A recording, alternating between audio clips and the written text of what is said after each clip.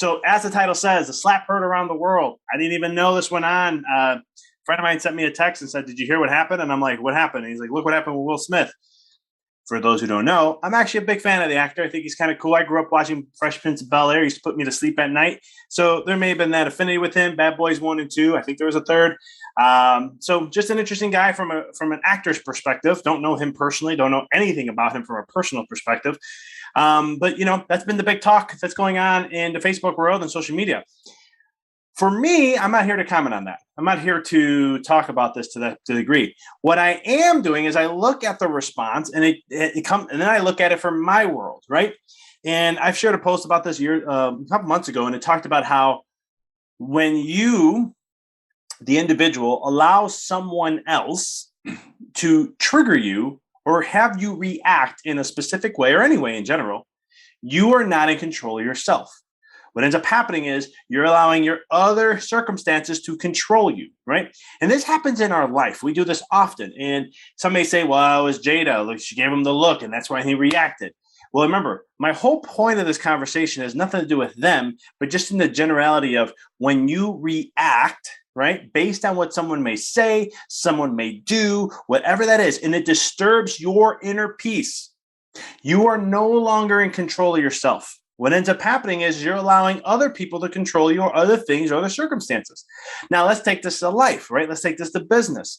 It's the same thing. If for chiropractors, if a patient doesn't show or doesn't sign up, right, and you let that bother you, there's an issue with that. Or if it comes in business and something may not come through, or you invested in something, it didn't come through, there's certain things that will happen that disturbs your inner peace. It can happen in a relationship. It can happen with your physical health. This can happen a gazillion different ways, right? Your children, your child, something can happen to where it disturbs your inner peace. Now, that's okay. You're human, right?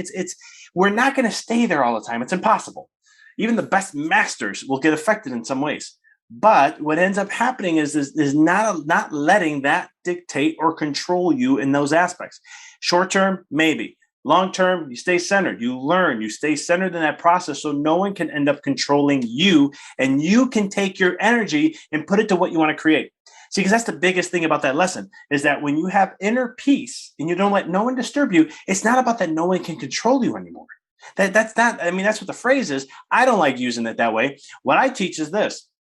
If you can keep your inner peace, you can keep channeling your energy to what you want to experience in your life, what you want to see in your life, what you want to have in your life, right? So if it's a business or if you want a better relationship or you want a better health, you don't get distracted by the noise, because the noise and distractions is going to pull your energy away too. And then you're going to get into reactions, right? You see this on social media all the time, where if some event happens, you'll see a whole plethora of comments, people bashing one side, people taking one side versus the other. Let's talk about Donald Trump and let's just have that conversation and go through that process.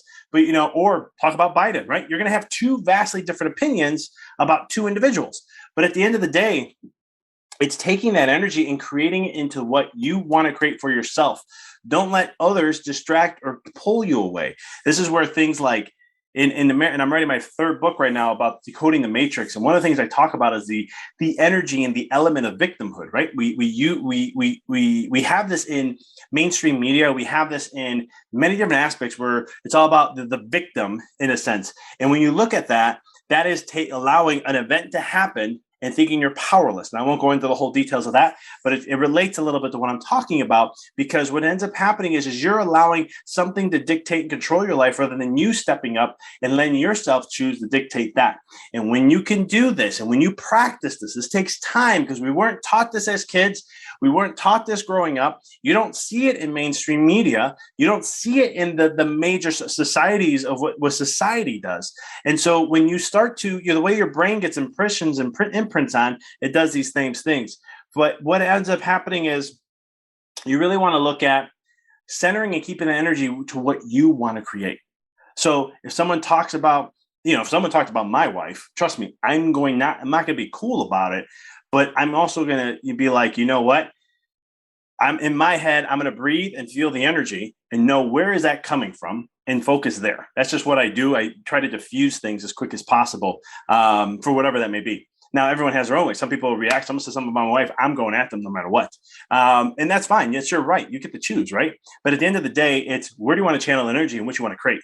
Because to me, when I look at something like that, it's like, okay, what are you showing others? that it's okay to do that.